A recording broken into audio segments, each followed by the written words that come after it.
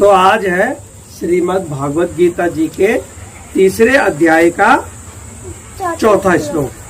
न कर्मणा मनारंभा त्रैस्कर्यं पुरुषो श्रुते न चा संन्यासनादेव सिद्धिं समधिगच्छति।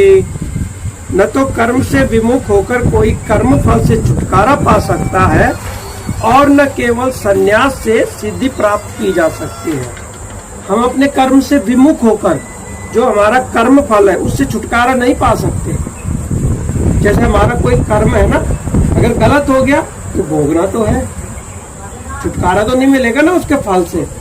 कर्म जैसे हमने कर्म कर लिया, अब हम उससे विमुख हो गए। हमने गलत चोरी कर ली, अब हम उससे विमुख हो गए कि यार चोरी कर ली मैंने, छोड़ो ना, फिर इसका पता नहीं, लेकिन फल तो मिलेगा, उसका फल तो मिलेगा, फल से छुटकारा पा सकते हैं, इसका मतलब है। और न केवल संन्यास से सिद्धि प्राप्त की जा सकती है, संन्यास से हम कोई सिद्धि नहीं प्राप्त कर सकते। जैसे हमने सोचा, जैसे मैंने सोचा मैं संन्यास ले लेता हूँ और जाके भगवान के भजन करूंगा, कीर्तन करूंगा, नाम करूंगा, माला करूंगा और मैं भगवान को पा लूंगा, सिद्धि प्राप्त कर लूंगा, मतलब उसका तात्पर्य ये है। तो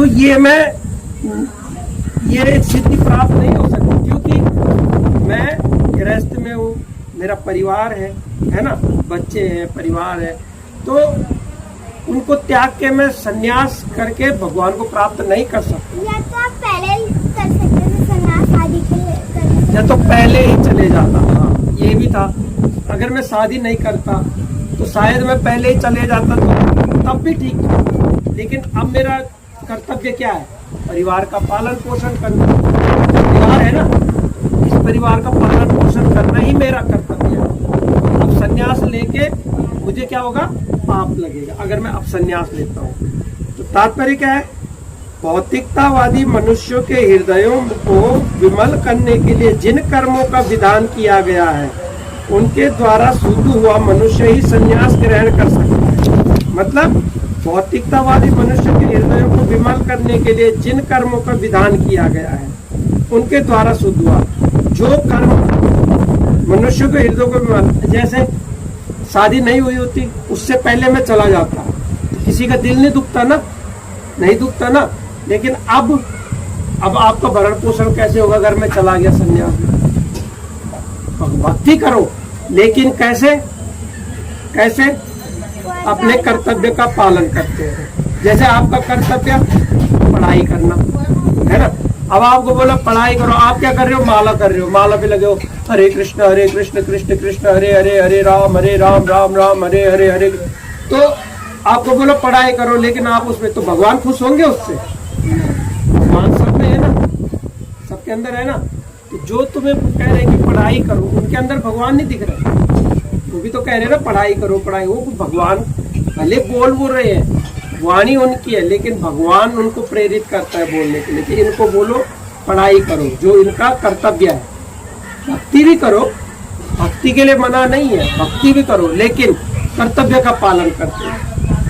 आपका कर्तव्य पढ़ाई करो। तो शुद्धि के बिना अनायास संन्यास ग्रहण करने से सफलता नहीं मिल पाती शुद्धि के बिना। तो ज्ञान योगियों के अनुसार संन्यास ग्रहण करने अथवा सकाम कर्म से विरत होने से ही मनुष्य नारायण के समान हो जाता है। किंतु भगवान कृष्ण इस मत का अनुमोदन नहीं करते।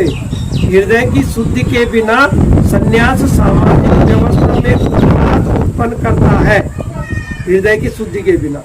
दूसरी ओर यदि कोई नियत कर्मों को न करके भी भगवान की दिव्य सेवा करता है तो वह उस मार्ग में जो कुछ भी उन्नति करता है उसे भगवान स्वीकार कर लेते हैं। क्या कर लेते हैं? भगवान उसको स्वीकार कर लेते हैं।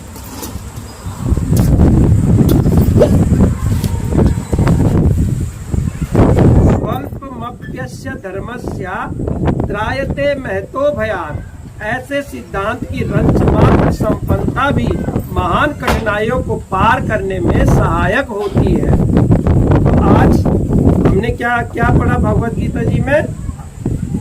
क्या पढ़ा कि कर्म से विमुख होकर कोई कर्म फल से छुटकारा नहीं पा सकता।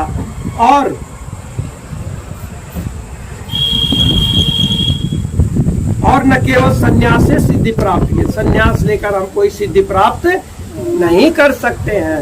संन्यास के भी नियम है। संन्यास वही ले सकता है जो घर से आज्ञा मिलेगी, जिसको घर से आज्ञा न मिले तो संन्यास ले ले तो वो भी, उसका भी फल नहीं मिलता। ठीक है ना। तो अब मैं जैसे अपने परिवार का भरण पोषण न करके संन्यास ले लूँ तो वो भी कर। ठीक है। भागवत जय हो। लीला पुरुषोत्तम श्री कृष्ण भगवान जी की जय हो। उनके परम भक्त अर्जुन जी की जय हो। सभी भक्त